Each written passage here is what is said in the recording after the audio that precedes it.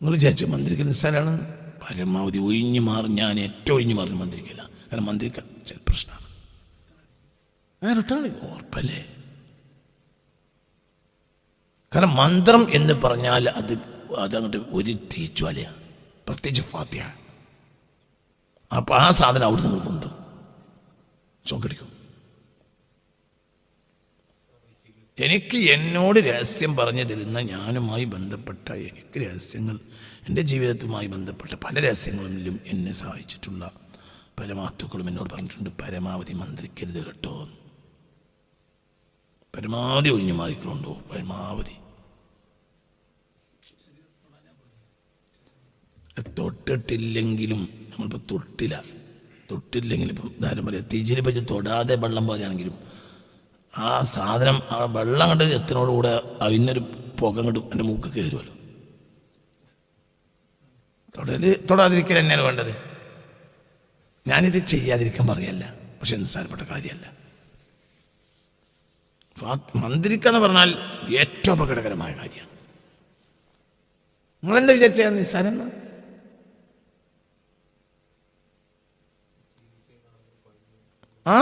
എത്ര നൂറുകണക്കിന് സംഭവമുണ്ട്. ചികിത്സിക്കാൻ പാടില്ല. ചികിത്സിച്ചാൽ അയാൾക്ക് അതിന് ഫലം ഉണ്ടാവും, അയാളുടെ കുടുംബത്തിനുണ്ടാവും. അയാൾ മരിച്ചാലും കുടുംബം പ്രയാസത്തിലാവും. ഇവിടെ വരാറുണ്ട് ഇടക്കിടക്ക്, ബാപ്പര് ചികിത്സായിരുന്നു, വീട്ടിൽ സുഖമല്ല, എൻ്റെ മറ്റൊരു ഇയാൾ തീ കൊണ്ട് കളിച്ച ഇതുണ്ടാവും അവരെ. അപ്പം ഇയാൾ മരിച്ചുപോയി, മറ്റൊരു വിടൂല. ചീത്തമാർ അത്ര പെട്ടെന്ന് മരിക്കില്ല. അങ്ങനെ തന്നെ അവരാക്രമിക്കും, അവരാക്രമിക്കും. ഞാൻ മന്ത്രിക്കാതിരിക്കാൻ വേണ്ടി പറയില്ല. മന്ത്രിക്കൽ ഒരു നിസ്സാരപ്പെട്ട കാര്യമാണെന്ന് വിചാരിക്കേണ്ട. നിങ്ങളൊരാളെ കൊണ്ട് മന്ത്രിപ്പിച്ചിട്ട് നിങ്ങളെ ദീനം മാറുന്ന ഒരു മന്ത്രം മന്ത്രിപ്പിച്ചും സങ്കല്പിക്കും, മാറുകയും ചെയ്യും. മന്ത്രിക്കേണ്ടതുപോലെ മന്ത്രിച്ചാൽ പരിഹാരം ഉണ്ടാവും. അപ്പം നിങ്ങൾക്ക് ഭയങ്കര ഇഷ്ടം കൂടി അയാളോട്, അയാൾക്ക് നിങ്ങൾ 50,000 റുപ്യേനെ കെട്ടുകൊടുത്ത് സങ്കല്പിക്കും. നിങ്ങൾക്കും തൃപ്തിയായി, അയാൾക്കും തൃപ്തിയായി. 50,000 റുപ്യേനെ കെട്ടുകൊടുത്ത് അതാണ് ഇപ്പോൾ കൊടുക്കൂല, ഞാൻ കൊടുക്കാം. ഞാൻ പരമാവധി മന്ത്രിച്ച് കഴിഞ്ഞപ്പോൾ 50,000 റുപ്യേനെ കെട്ടാൻ കൊടുത്താൽ അയാൾക്ക് നിങ്ങൾ കൊടുത്ത ഉപകാരം 4 ദിവസം കൊണ്ട് തീരും. എന്നാൽ അയാളുടെ ശല്യം മരണം വരെ തീരൂല. പിന്നെ ഇതിന് ഏർപ്പാടായി നടക്കണമല്ലോ, ഒരു കഷ്ടമല്ല. അതുകൊണ്ട് തന്നെ ദീനോട്ട് മാറൂല. മനസ്സിലായില്ല? ഇതൊക്കെ ഒരു ഏർപ്പാട് അങ്ങനെ നടക്കണമല്ലോ. ഒരു ഏർപ്പാട് അങ്ങനെ ആയിരിക്കും. ഒരു പണിയില്ലാത്തതുകൊണ്ട് മന്ത്രിക്കാൻ കുത്തുന്നു, അങ്ങനെ ഉണ്ടാവുമല്ലോ. ഒരു പണിയില്ലാത്തതുകൊണ്ടാണ് മൂപ്പര് മന്ത്രിക്കാൻ കുത്തുന്നത്. അങ്ങനെ രാത്രി വൈകുന്നേരം ബസ് സ്റ്റാൻഡിൽ ഇരുന്നിട്ട് 2 തെണ്ടികൾ കൂടിയിരുന്നിട്ട്, ഭിക്ഷക്കാർ 2 ആൾ കൂടിയിരുന്നിട്ട് പൈസ എണ്ണുന്ന നേരത്തെ പൈസ എണ്ണി കഴിഞ്ഞപ്പോൾ ഒരുത്ത മറ്റൊരാൾ പറഞ്ഞു, ഈ പണി കിട്ടിയില്ലെങ്കിൽ നമ്മളാകെ തെണ്ടിപ്പോയി.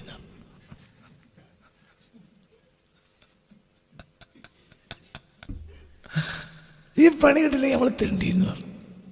എന്താ പണി? തെണ്ടില് പോയ പണിയായി.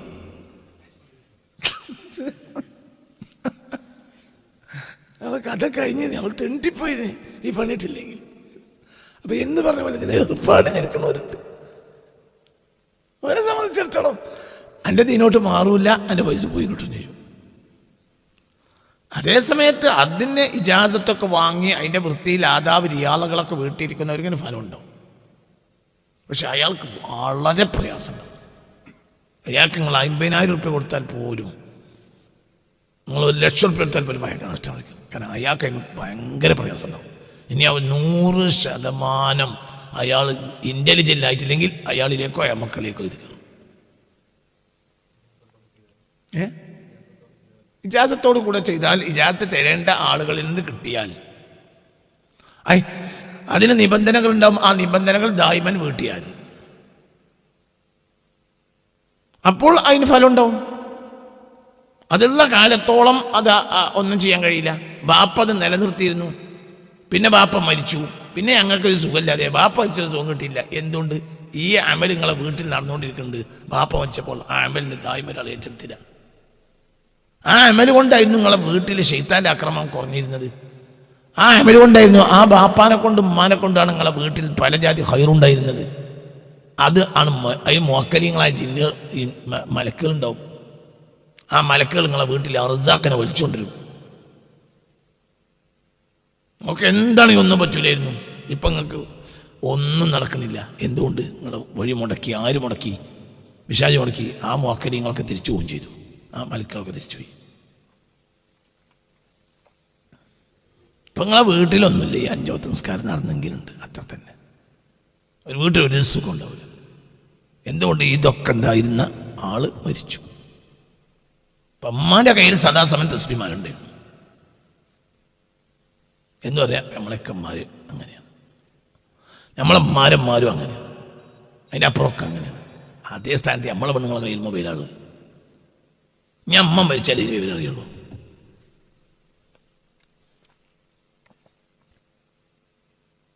ആ വീട്ടിൽ അങ്ങനത്തെ ഒരു ഉമ്മയുള്ള വീട്ടിൽ ചെന്നാൽ അതിൻ്റെ വൃത്തി അപ്പം നമ്മൾ കാണും.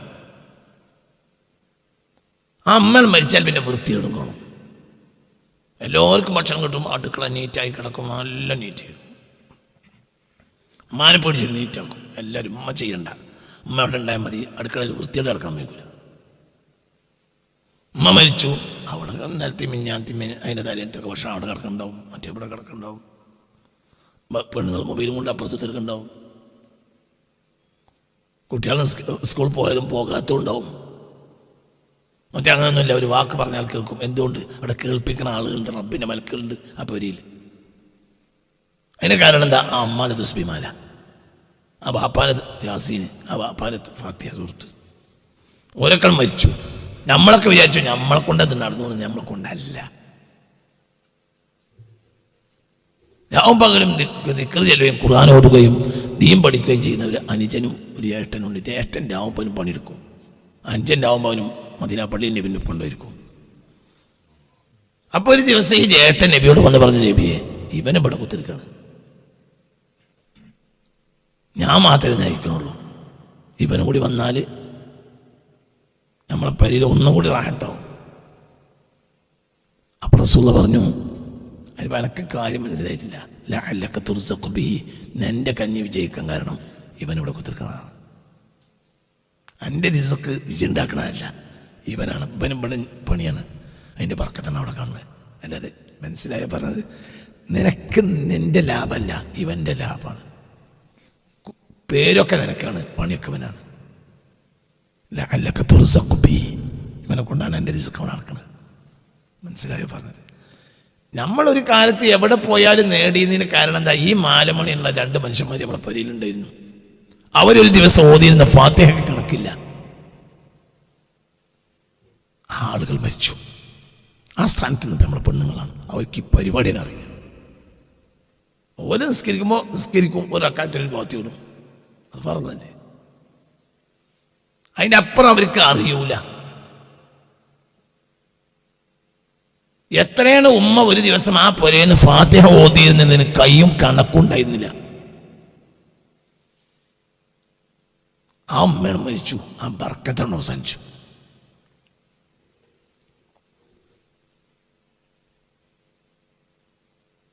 മനസ്സിലായോ പറഞ്ഞ? നിങ്ങൾ ചിന്തിക്ക്. നമ്മൾ ഈ സ്ഥാപനത്തിൻ്റെ ഖജാൻജിണ്ടായിരുന്നു, മുക്കത്തെ ബാബു മരിച്ചുപോയി. നല്ല മനുഷ്യൻ 100 നല്ല മനുഷ്യൻ.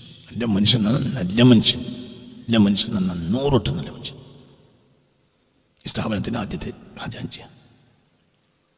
നമ്മളെ മുക്കത്തെ ക്ലാസ് നടത്തിയിരുന്നൊക്കെ ബാബുവാണ്. സ്വന്തം ചിലവാക്കിയ ക്ലാസ് നടത്തിയിരുന്നു, ആഴ്ചയിലെ ക്ലാസ് നടത്തും ഒക്കെ ബാബുവായിരുന്നു. അറഫ നോമ്പിന് നോമ്പ് നോറ്റ് മരിച്ചു. നോമ്പിലാണ് മരിച്ചത്. അറഫ നോമ്പ് നോറ്റ് മരിച്ചു. ഈ ബാബുവിൻ്റെ ഉമ്മ ഈ അടുത്ത കാലത്ത് മരിച്ചു. അപ്പോൾ ആ പുരക്കാർ എന്നോട് പറഞ്ഞു, ഈ ഉമ്മാക്ക് നാവ് വെക്കൂല. എത്രയാണ് ഓതുക, എത്രയാണ് കണക്കായി കണക്കില്ല. എന്നോട് ആ കുടുംബത്തിലെ അംഗങ്ങൾ പറഞ്ഞു, ചുമര് മുഴുവനും ഒലിക്കുക.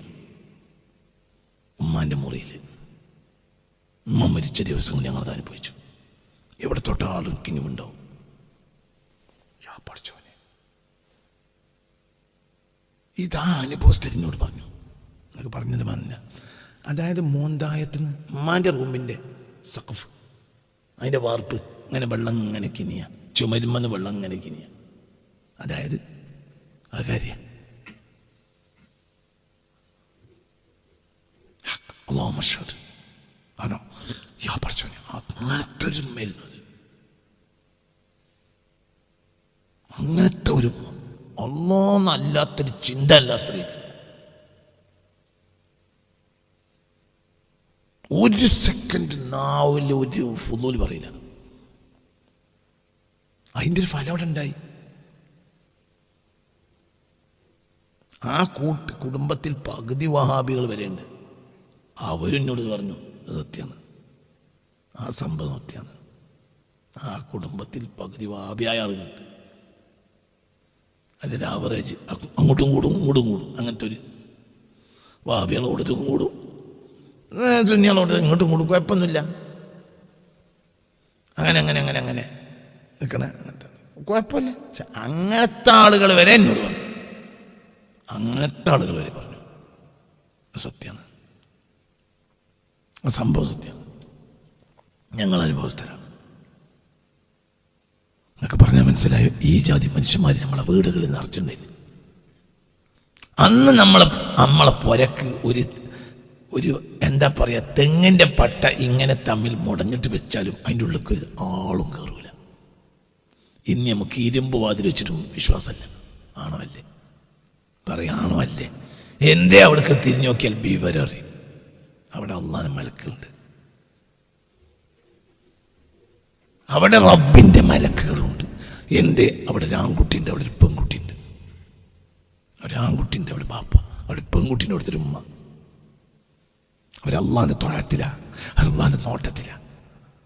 അവരെ സംരക്ഷിക്കാനാണ് യഹ്ഫളൂനഹു, അവരെ സംരക്ഷിക്കാൻ അല്ലാഹു തആല പോൻ ദുനിയാവിലേക്ക് ആരിറക്കിയത്? മലക്കളിറക്കിയത്. അനങ്ങൂല, തൊട്ടൂല. അങ്ങനെയുണ്ടല്ലോ. പൂക്കോയ പാപ്പാൻ്റെ മോന്തായത്ത് കയറിയിട്ട് പിന്നെ എന്താ പറയുക, കുരുമുളകിൻ്റെ ചാക്കും കൊണ്ട് നേരം പൊക്കം നടന്നു വരുത്തൻ. അങ്ങനത്തെ താരിയൊക്കെ ബാപ്പ പറയണേ അങ്ങോട്ടുണ്ട്. മനസ്സിലായില്ല? അതുകൊണ്ട് പുറത്തിറക്കാൻ കഴിയണ്ടേ?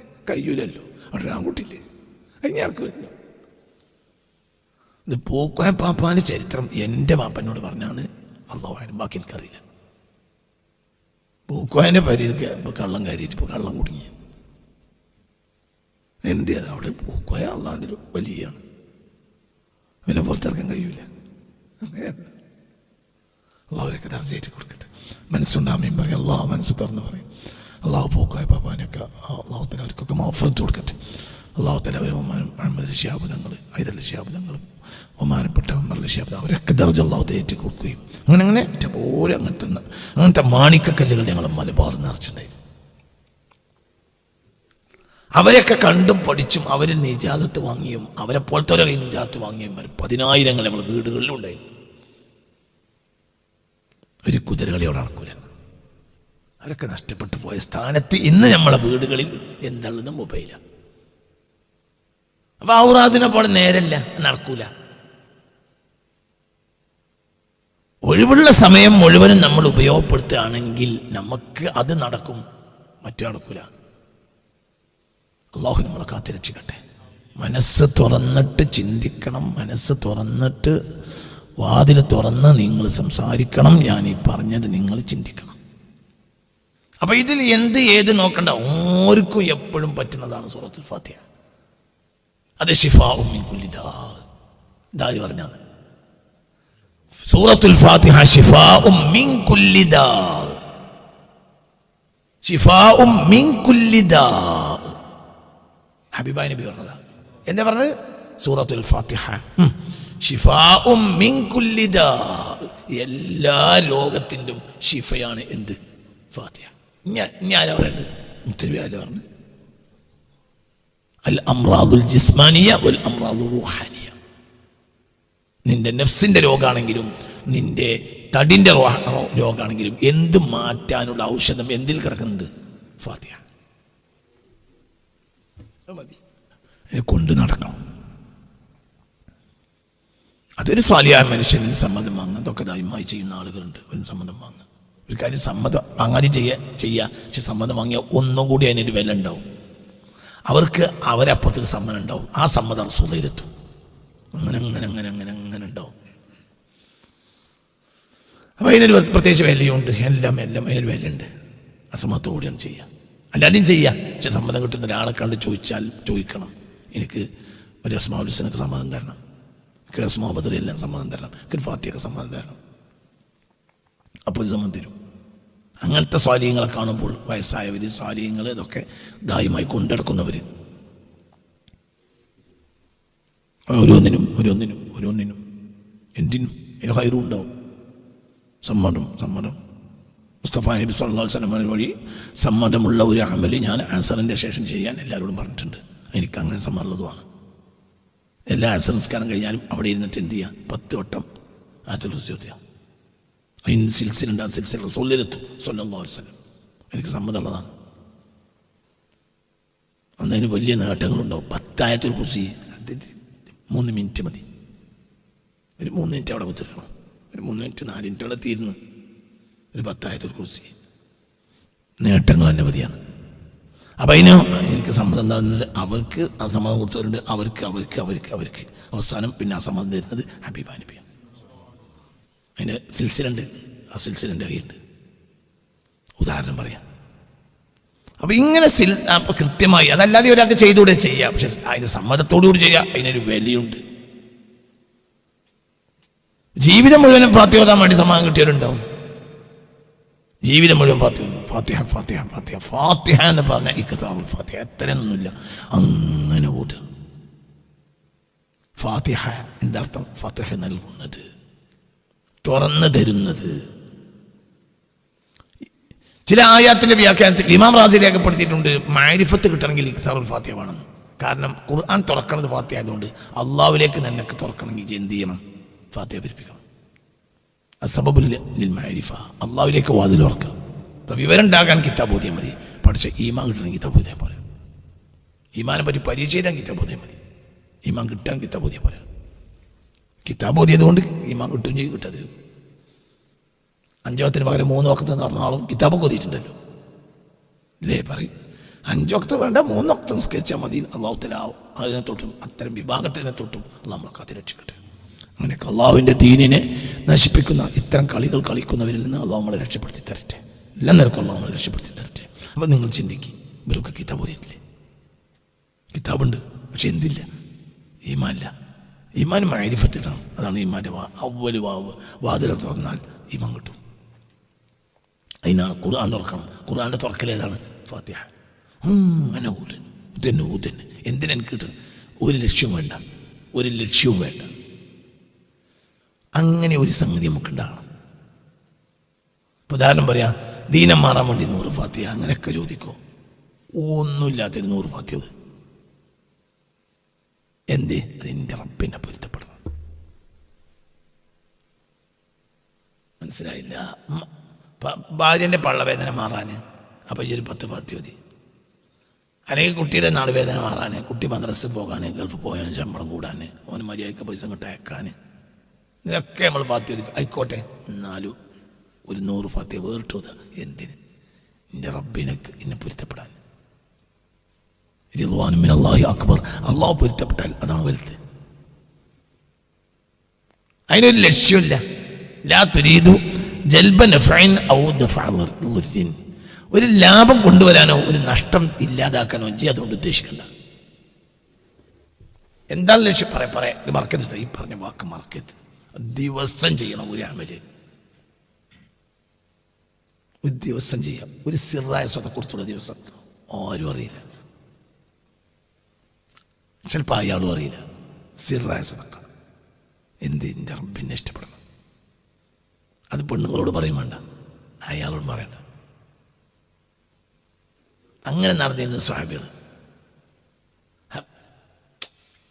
നമ്മളൊരാൾക്ക് സ്വതക്ക കൊടുത്താൽ നമ്മളെ മനസ്സിലൊന്നുമില്ല, അതിന് കൂലി കിട്ടും. പക്ഷെ അതിൻ്റെ അപ്പുറത്തിൻ്റെ ഒരു സ്വതക്ക, അതായത് വീട്ടിൻ്റെ അടി കൊണ്ടിടുക, ഒതുക്കെങ്കിലും നമ്മൾ കൊണ്ടേക്കുക, ഉറങ്ങിക്കിടക്കണോ പള്ളിനെ അങ്ങനെ തപ്പി കിടക്കുക, ഉറങ്ങുകൊണ്ട് തൻ്റെ അടുത്ത് വെച്ച് പോരുക. അല്ലാതെ അയാളും അറിയണ്ട. അക്കാലത്ത് ഉറങ്ങിക്കിടക്കണവരൊക്കെ എണീറ്റ് അങ്ങോട്ടും ഇങ്ങോട്ടൊക്കെ നോക്കും, ആരെങ്കിലും വല്ലതൊക്കെ വെച്ചിക്കണോ. അങ്ങനെയല്ലേ തർക്കമുണ്ടായ റസൂലുള്ള തർക്കം പരിഹരിക്കണം. അപ്പം അങ്ങനെ അന്വേഷിച്ച് നടന്നപ്പോൾ ഒരുത്തണ്ട് ഇവിടുന്ന് അങ്ങോട്ട് തല മാത്രമേ കാണാറുള്ളൂ, ഇവിടുന്ന് അങ്ങോട്ട് മുഖം കാണുന്നില്ല. ഇവിടുന്ന് അങ്ങോട്ട് ഇങ്ങനെ നീണ്ടു കിടക്കുകയാണ് ഒരുത്തൻ പള്ളീൻ്റെ ചെരുവിൽ. അപ്പം മെല്ലെ നാണയത്തൊട്ട് അവിടെ കൊണ്ടുവച്ചാണ്ട് ഇങ്ങോട്ട് വിട വാങ്ങി. അപ്പം അങ്ങനെ പെണ്ണ് പെരുകി വന്നു. കുറച്ച് നേരം കഴിയുമ്പോൾ മകൻ വന്നു. ഇന്ന് നമുക്ക് കോളടിച്ചിരിക്കണ എന്ത് ചോദിച്ചു. ആരോ ഞാൻ പള്ളീൻ്റെ ചെരുവ് കിടക്കേന്. അപ്പോൾ അവിടെ പൈസ വെച്ച് പോയി. അപ്പോൾ പറഞ്ഞു ചങ്ങായി അത് ഞാനാണ്. ആര് പറഞ്ഞു? ആ പറയാൻ ഞാനാണ് മോനെ. ആ പൈസ കൊണ്ട ഇച്ചാന്ന് പറയുന്നത് ഞാൻ വെക്കൂല, അനക്കൊന്നും തരാ എനിക്ക് കൂലിട്ടില്ല. ഞാനത് ആദ്യം കൊടുക്കണേ കൊണ്ടാണ്. ഞാൻ തരില്ല. കാരണം ഇങ്ങക്ക് മുഖമൊക്കെ നോക്കി തന്നെ കൊക്കാനോ. അങ്ങനെ മെല്ലെ പോയി വെച്ച് പോരുന്നതിനാ ഓൻ ഉണർന്നാണ്ട് എൻ്റെ മുഖത്ത് നോക്കിയാണ് എൻ്റെ സ്വതക്ക പാത്തിലാണ്ട. മനസ്സിലായി? ഇവിടെ ഈ ഹദീസിന്റെ പാടെന്താ? ഒരു സിറായ സദഖ, അതായത് വാങ്ങുന്നവൻ പോലും അത് അറിയില്ല. അത് രഹസ്യമാണ്. ഒരു കുടുങ്ങിയോട് അല്ലാഹുവിനോട് പറഞ്ഞാൽ ഉത്തരം കിട്ടും. അമ്പേ ഞാൻ ആരും അറിയാതെ ഇജ് മാത്രം കണ്ടുകൊണ്ടൊരു അമൽ ചെയ്യുന്നുണ്ടല്ലോ, ഈ ലോകത്താരും അത് അറിയില്ലല്ലോ. ഇജ് പഠിച്ചോനെ അല്ലാഹ് അതുകൊണ്ട് ഇന്ന് രക്ഷപ്പെടുത്തണം, അതിലൊന്ന് രക്ഷപ്പെടുത്തും. അതാണ് സിറായ സദഖ. പരസ്യമായ സദഖ ചെയ്യണം കേട്ടോ, പക്ഷെ എന്തും ചെയ്യണം, സിറും ചെയ്യണം.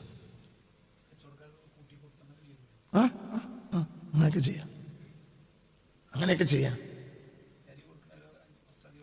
ഇട്ടുകൊടുക്കുക. പിന്നെ അതേപോലെ തന്നെ പീടിയിൽ ഒക്കെ പറ്റൊക്കെ എഴുതി വെച്ചൊക്കെ കുടുങ്ങിയ ആളുകളുണ്ടെങ്കിൽ പിന്നെ പോയിട്ട് എന്ത് ചെയ്യാം, അതെടുത്ത് പൈസ അയക്കുക. പീടിയക്കാരനോട് എന്ത് പറയാം, ഒരാൾ തന്നൊരു പൈസ എൻ്റെ അടുത്തുണ്ട്, അങ്ങനെയൊക്കെ തീർക്കാൻ പറഞ്ഞു. അയാളോട് പറയും വേണ്ട. അതേസമയത്ത് എൻ്റെ പൈസയല്ല, നമ്മളെ പൈസ അല്ലല്ലോ, നമ്മളെ പോക്കറ്റില്ല നമ്മളെ പൈസ. നമ്മളെ പൈസ അല്ല എന്നത് ഹക്കല്ലേ? നമ്മളെ പൈസ ഇതൊക്കെ ആരുതാ? അല്ലാതെ സത്യല്ലേ? വേറെ ആളിൻ്റെ അടുത്ത് പൈസ നീന്നു, സത്യല്ലേ? ആണോ അല്ലേ? ഇപ്പം എൻ്റെ പോക്കറ്റിന് ഒരു 10 രൂപ 100 രൂപ എടുത്ത് പൊന്തിച്ചാൽ ഞാൻ കാണിച്ചു തരാം. പൈസൻ്റെ പോക്കറ്റ് ഞാൻ പറഞ്ഞ ഞാനിപ്പോൾ ഒരു 10 എൻ്റെ പോക്കറ്റിന് ഒരു 50 രൂപ 100 രൂപ 500 രൂപ എടുത്ത് പൊന്തിക്ക്. അതെ പൊന്തിച്ചുടിക്കുക. ഇതിനെപ്പറ്റി എനക്ക് പറയാലോ, ഇൻ്റെ പൈസ അല്ല വേറെ ആൾ തന്നാ സത്യമാണോ അല്ലേ? അത് പറയാലോ. അപ്പൊ മറ്റൊരു മുന്നിൽ ജന്തായതുമില്ല, സദക്കക്കാരനും ആയില്ല. എൻ്റെ ഒന്നും എനിക്കൊണ്ട ഇൻ്റെതല്ല, നമുക്ക് ജനിച്ചോണ്ട് എനിക്ക് ഇത് വേറെ ആൾ എനിക്ക് തന്നേൽപ്പിച്ച ചങ്ങായി.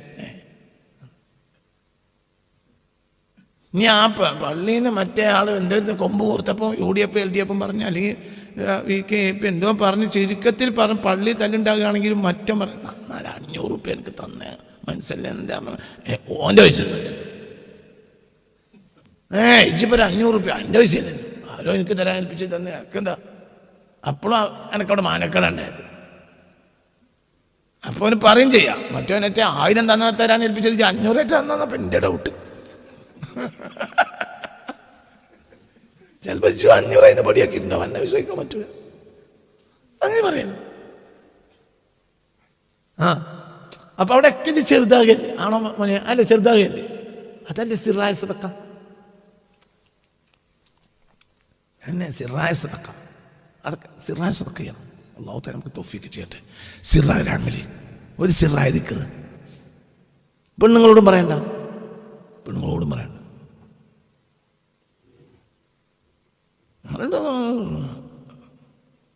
ഓക്കതറിയില്ല. എന്താ നിങ്ങൾ ഈ കുറ്റം ചെല്ലുന്നത്? എല്ലാം കൂടി എന്നോട് പറയാനാവില്ല. ചിലപ്പോൾ എന്നാൽ ഉച്ചവരെ ഓളും കൊണ്ട് നടക്കും. ആയിക്കോട്ടെ. ചിലപ്പോൾ മൂലം കിടക്കാൻ ഇറങ്ങുന്ന നേരത്ത് ഓളെന്തോ അങ്ങനെ പിന്നെ വേറെ എന്തൊക്കെ മനുഷ്യന്മാരോട് പറയാൻ പറ്റാത്ത കുറേ ചെല്ലല്ലേ ഞാൻ കിടക്കാണ്. അപ്പോഴും ദേഷ്യമായി. എന്നാലും ഒരു രഹസ്യമായ അമലിൻ്റെ അടുത്ത് പോകണം. അതാരോട് പറയും വേണ്ട. രഹസ്യമായ സമ്മതം കിട്ടണം. രഹസ്യമായ സമ്മതം അങ്ങനെയുണ്ട്. രഹസ്യമായ അമൽ ചെയ്യുക, അത് രഹസ്യമായ അമലാണ്. രഹസ്യമായ സമ്മതം എന്ന് പറഞ്ഞാൽ ഇത്തരം രഹസ്യം സൂക്ഷിക്കുന്ന ആളുകളിൽ നിന്ന് സമ്മതമാണ്. അങ്ങനെയുള്ളവരുണ്ട്, ലോകത്തെമ്പാടുണ്ട്. അതൊക്കെ കൊണ്ടു കിടക്കുക, അത് തെറ്റിക്കാതെ കൊണ്ടു കിടക്കുക. അതിലൊക്കെ അള്ളാഹിൻ്റെ സഹായം നമുക്കുണ്ടാവും. രഹസ്യമായ സദഖ. പിന്നെ ഈപ്പൊരു ദിവസം 1000 ഫാത്തിഹ ഓതുന്ന എൻ്റെ പെണ്ണുങ്ങൾ അറിയണ്ട. 1000 ഫാത്തിയെങ്കിലും ഒരു പ്രശ്നം 5 പെണ്ണുങ്ങളെ കുട്ടികളെ രക്ഷപ്പെടുത്തണേ എന്നാണ് ജെത്തു ഇറക്കണത്. ഓള് ചിലപ്പോൾ ചൂടാവും. അപ്പം നിങ്ങൾക്ക് മാത്രം ഒറ്റക്കൊരു സ്വർഗത്ത് പോക്ക്. ഞാൻ ഇത് സ്വർഗത്ത് പോകാൻ വേണ്ടി ദ്വാരക്കിടുന്ന ഓളോട് പറഞ്ഞാൽ അതൊരു പരസ്യാക്കലാണ്. പിന്നെ വില കുറഞ്ഞു. മനസ്സിലായില്ല? ഈ 1000 ഫാത്തി ഒതിരിച്ച് ഓളും സ്വർഗത്ത് പോകാൻ ദ്വാരക്കുന്നുണ്ട്. എന്നാലും ഓക്കത് ഇഷ്ടം ഉണ്ടാവില്ല. എന്ത് നിങ്ങൾക്ക് ഇപ്പോൾ ഒരു ഒറ്റക്കൊരു പരിപാടി ഉണ്ടല്ലോ, അങ്ങനെ പറയാം. അത് ഒറ്റക്ക് പറയണതും ആരെ പറഞ്ഞോ പക്ഷെ അത് ഓൾക്കത് ഇഷ്ടം ഉണ്ടായിക്കൊള്ളുന്നില്ല. പക്ഷെ അത് രഹസ്യമായ അമലാണ്. ഒരു 1000 ഫാത്തിയ ഉദാഹരണം പറയാം, ഒരു 313 ഫാത്തിയ രഹസ്യമായി പറയണം. ഇത് രഹസ്യം, ഇതാരും അറിയില്ല. ഇത് എന്നെ പൊരുത്തപ്പെടാൻ വേണ്ടിയിട്ടാണ്. ഇതിൻ്റെ പേരിൽ ഞാൻ ഒന്നും എന്നോട് ചോദിക്കണമില്ല. എനിക്ക് പൈസ കൂടാനോ മുതൽ കൂടാനോ കച്ചവടം ഒന്നും ചോദിക്കില്ല. ഞാൻ വേറെ ചോദിക്കുന്നുണ്ട്, അതൊക്കെ എൻ്റെ ഇഷ്ടമാണ്. ഇത് ഒഴിവാക്കരുത്. കച്ചവടം കൂടി ഇല്ല എന്ന് പറഞ്ഞാൽ അതൊക്കെ എന്നെ രക്ഷപ്പെടുത്തി എനിക്കറിയാം. പക്ഷെ ഇത് ഒഴിവാക്കരുത്. എനിക്ക് നിൻ്റെ ഇഷ്ടം വേണം.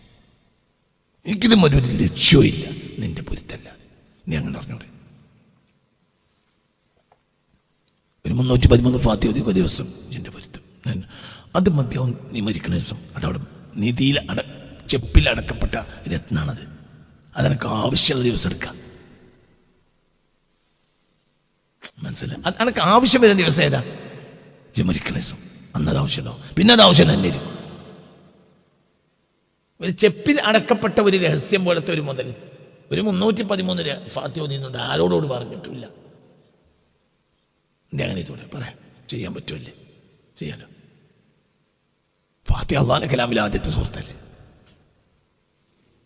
റബ്ബേ എന്നുള്ള റബ്ബിനോട് പറയാം, റബ്ബേ ഈ രഹസ്യം ഞാൻ ഈശ്വരൻ മാത്രം ആരോട് ഞാൻ പറയില്ല, പറഞ്ഞിട്ടില്ല. ഈശ്വരക്ക് നിൻ്റെ പൊരുത്തം തരണം. വേറൊന്നും കൊണ്ട് എനിക്ക് നിൻ്റെ പൊരുത്തം കിട്ടും.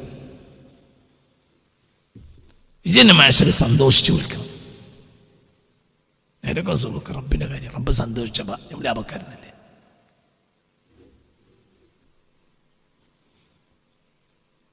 എന്നൊക്കെ പറഞ്ഞെന്ന് മനസ്സിലായോ? അതല്ലേ ലാഭം. സ്വർഗത്തിനേക്കാൾ വലുത് അതല്ലേ. ഇപ്പം നമ്മൾ 100 ആളെ നമ്മളെ മകളെ കല്യാണത്തിന് വേണ്ടിയിട്ട് ഗസ്റ്റിനെ വിളിച്ചു. നമ്മൾ ടൗണിൽ 100 റൂം ബുക്ക് ചെയ്തു. ആ ബുക്ക് ചെയ്തിട്ട് അതിൽ ആളുകൾ എത്തിയൊക്കെ കഴിഞ്ഞു. അപ്പോഴാണ് നമുക്ക് ഏറ്റവും ഇഷ്ടപ്പെട്ട ഒരാൾ വന്നപ്പോൾ ബുക്കിംഗ് ഇല്ല, വിളിച്ചു നോക്കിയിട്ട് കിട്ടിയതില്ല, എവിടെ വിളിച്ചിട്ടും കിട്ടിയില്ല. അപ്പോൾ പിന്നെ നമ്മൾ ഒരു അഡീഷണൽ സൗകര്യം ഉണ്ടാക്കും ഇയാൾക്ക് വേണ്ടി. ചിലപ്പോൾ ആ സൗകര്യം നോക്കുമ്പോൾ അതിൽ റൂമിനേക്കാളും ചാറിയിരിക്കും. എന്ന് പറഞ്ഞതുപോലെ അള്ളാഹുവിൻ്റെ പൊരുത്തമുള്ള ഒരാളെ സംബന്ധിച്ചിടത്തോളം പൊരുത്തം കിട്ടിക്കഴിഞ്ഞാൽ പിന്നെ അവിടെ സ്വർഗം എന്നത് വിഷയം തന്നെയല്ല. ഏറ്റവും വലിയ വിഷയം എന്താണ്? പൊരുത്തം. സ്വർഗമൊക്കെ കഴിഞ്ഞിട്ടാണെങ്കിൽ നരകത്തിൽ തൽക്കാലം റിസർവേഷൻ സൗകര്യം ഒരുക്കി തരാണെങ്കിലും നരകത്തിനേക്കാളും സ്വർഗത്തിനേക്കാളും സുഖം ഉണ്ടാവും ആ നരകത്തിൽ. അങ്ങനെ വരുന്ന പോലെയല്ല, ഞാൻ അങ്ങനെ പറയാണ്. കാരണം നീ ആരാണ്? അള്ളാഹിൻ്റെ പൊരുത്തക്കാരനാണ്. അള്ളാഹു തന്നെ പൊരുത്തപ്പെട്ടിട്ടുണ്ട്. പിന്നെ അവിടെ നരകോ സ്വർഗവും പ്രശ്നമില്ല. ഇനി അവിടെ പ്രശ്നം എന്താണ്? പൊരുത്തം. അള്ളാഹു തന്നെ പൊരുത്തപ്പെട്ടു. നമുക്ക് തൗഫീഖ് തരട്ടെ. അപ്പം ഇതന്നെ അള്ളാഹിൻ്റെ പൊരുത്തം കാക്ഷിച്ചുകൊണ്ട് ഒരു ദിവസം ഒരു 313 ഫാത്തി ഓതുക. ഒന്നാം ദിവസം കുറച്ച് ബുദ്ധിമുട്ടും, 2 കുറയും, കുറഞ്ഞ് വരും. പിന്നെ അത് എപ്പോഴേ തീർന്നു എന്ന് തന്നെ എനിക്കറിയില്ല. അതൊക്കെ അങ്ങനെ അടിച്ചടിച്ച് അങ്ങനെ പോകും. അങ്ങനെ നാവുമ്മലൊന്നുമില്ല. പിന്നെ എനിക്ക് മൊബൈൽ ആവശ്യം. ഇപ്പം നമ്മൾ പറയണം മൊബൈൽ പൂട്ടിയേക്കണം എന്ന് പറഞ്ഞാൽ മൊബൈൽ പൂട്ടിയേക്കണം എന്ന് പറഞ്ഞാൽ പൂട്ടൂല. അതേസമയം പണിയെടുത്താൽ പൂട്ടിപ്പോവും. നിങ്ങൾക്ക് തിരിഞ്ഞിട്ടില്ല. നമുക്ക് എന്തുകൊണ്ടാണ് മൊബൈൽ പൂട്ടുക? അപ്പോൾ നമ്മൾ പറഞ്ഞു 8 മണിയായ മൊബൈൽ ഓഫാക്കണം നമ്മൾ പറഞ്ഞു. അത് പ്രയാസം പലർക്കും. അതേ സമയത്ത് പ്രയാസമാണ്.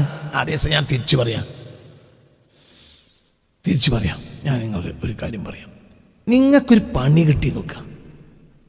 അള്ളാഹും ഒരു പണി നിങ്ങൾക്ക് കിട്ടി എങ്കിൽ പിന്നെ അവിടെ നിങ്ങൾക്ക് അവിടെ എന്താണ് പറയാം? പിന്നെ അവിടെ മൊബൈൽ പൂട്ടാത്ത നേരത്തെ ഒരു മൊബൈൽ പൂട്ടിയ മാതിരിയാണ്.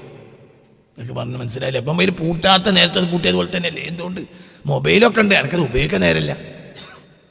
അത്യാവശ്യം ഫോണിൽ എടുക്കുള്ളൂ. നാട്ടിലെ ഫിത്തനൊക്കെ സാധനം എനിക്കില്ല. കാരണം എനിക്ക് പണിയുണ്ട്. ആരില്? അള്ളാഹിൽ പണിയുണ്ട്. ഇതല്ലേ മുൻഗാമികൾ? അവിടേക്കാണ് മടങ്ങിക്കൂടെ? നമുക്കൊരു പണിയില്ലാത്തോണ്ടല്ലേ ഇത് മാന്താൻ കഴിയുന്നത്. പറയാ ആണോ അല്ലേ? പണിയില്ല, പണി കൊടുക്കാനേ തടിക്ക്.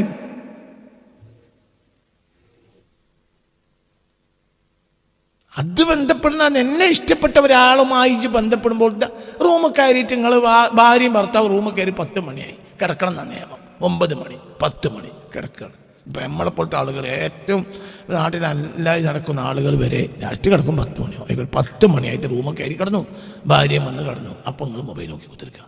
ഓൾക്ക് ദേഷ്യം വരുമല്ലേ? ഓൾക്ക് ദേഷ്യം വരുമോ ഇല്ലേ? ഉറപ്പായ ദേഷ്യം വരും. തിരിച്ച് ഓള് മൊബൈൽ ഒന്ന് കട്ടിൽ കയറി ഇനി ബിസ്മിയ മറ്റൊക്കെ ചെല്ലി ഫാത്തിഹ സൂറത്തും എല്ലാ ഇഖ്ലാസും ആവിധത്തിനൊക്കെ ഓതി കിടക്കുമ്പോഴും പിന്നെ മൊബൈൽ നോക്കിയിട്ടാണ് ഓള് ഇങ്ങനെ പിന്നെ തലക്കാണി കുത്തി ചാരി വെച്ചാണ് പിന്നെ അങ്ങനെ കട്ടിൽ ചടിയുമ്പോൾ മൊബൈൽ നോക്കി ചാരി കിടന്നു. ഓക്ക് കിടക്കാനായിട്ടില്ല.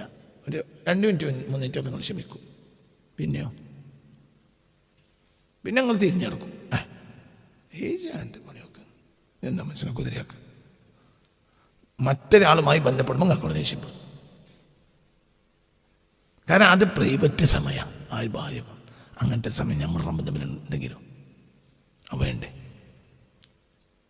നമ്മൾ അല്ലാഹു തആല ഇതിനെന്തിനാന്ന് ലിസാനുൻ ദാക്കിറുൻ വഖൽബുൻ ഷാക്കിറുൻ. മനസ്സിലായോ പറഞ്ഞത്? വസൗജത്തുൻ തുഈനു അഹദകും അലാ ദീനി. ഇതൊക്കെ നീതിയല്ലേ?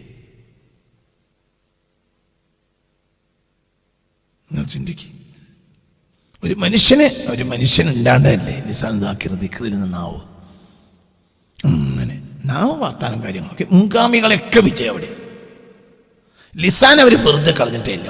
അവർക്ക് കൂടുതൽ ഗീബത്ത് പറയാൻ കഴിഞ്ഞില്ല. എന്തുകൊണ്ട്? അവർ കൂടുതൽ മജ്‌ലിസിൽ ഇരുന്നില്ല. എന്നാൽ ഇരിക്കൂല എന്നില്ല. ഒരു അത്യാവശ്യം എന്നാൽ പിന്നെ അവിടെ നിന്ന് പോകും. എന്തുകൊണ്ട്? അവർക്ക് ചെല്ലി തീർക്കാനുണ്ട്. ഞമ്മക്ക് അങ്ങനെ ഒന്നുമില്ല. അപ്പൊ നമ്മൾ ഇരുന്നാൽ അങ്ങനെ ഇരിക്കും.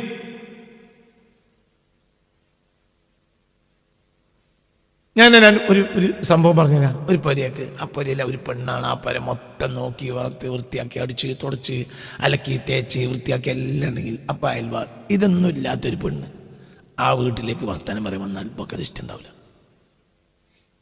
കുറച്ചൊക്കെ സഹിക്കും.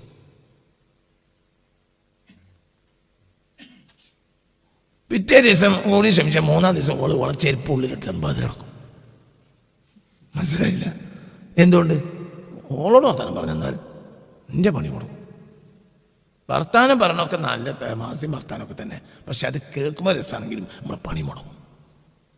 പിന്നെ പുതിയാപ്പിള വരുമ്പോഴത്തിന് ചോറായില്ല, കഞ്ഞിയായില്ല, അതായില്ല, ഇതായില്ല, അരക്കില്ല, കുളിച്ചില്ല, പ്രശ്നമായി.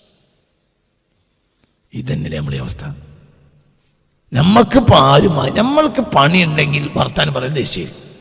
അത്യാവശ്യമൊക്കെ പറയും. ഫോൺ വന്നാൽ എടുക്കും. അതാണ് മറ്റേ പിന്നെ അമിൻ താത്തനെ മകൾ പ്രസവിച്ചിട്ടോ അൽഹംദുലില്ലാ പ്രസവിച്ചു. എന്ത് കുട്ടിയാണ്? ആ കുട്ടിയാണ്. അത് കഴിഞ്ഞു. അജ്ജ് അറിഞ്ഞില്ലേ, ഇജ്ജ് കേട്ടില്ലേ എന്ന് അറിയുമ്പോഴത്തേന് ഫോൺ ഓഫാക്കി. പിന്നെ ഞാൻ തിരക്കിലാണ്, പിന്നെ വിളിക്കട്ടോ ഓഫാക്കി. പിന്നെ ഇജ്ജ് കേട്ടില്ലേ അറിഞ്ഞില്ലേ എന്ന് പറഞ്ഞത് അമിൻ താത്താനെ മകൾ പ്രസവിച്ച വേണം ഫോൺ ചെയ്യാൻ തന്നെ. കാരണം കുറച്ച് ഗീബത്ത് ഇവിടെ കയ്യിലുണ്ടായതുകൊണ്ടാണ്. അല്ലാതെ അമിൻ താത്താനെ മകൾ പ്രസവിച്ചൊന്നും പറയേണ്ട ഉത്തരവാദിത്വം വെക്കില്ല. മനസ്സിലായി? ഇവൾക്ക് നീ ഇവളോട് പറയണം എന്ത് കുറച്ച് ഗീബത്ത്. പിന്നെ ഇജ്ജ് കുഞ്ഞുമാളെ ഇജ്ജ് അറിഞ്ഞില്ലേ? അപ്പം എന്ത് പറഞ്ഞു? പിന്നെ ഞാൻ കുറച്ച് തിരക്കിലുണ്ട്, ഞാൻ പിന്നെ വിളിക്കട്ടോ. 2 ദിവസം അങ്ങനെ പറഞ്ഞാൽ പിന്നെ വിളിക്കൂല. പിന്നെ ഒരു ദിവസത്തിന് പറയും ഓളൊക്കെ അതിന് വലിയ തിരക്കല്ലേ, ആയിക്കോട്ടെ തിരക്കല്ലേ, പിന്നെ വിളിക്കൂല.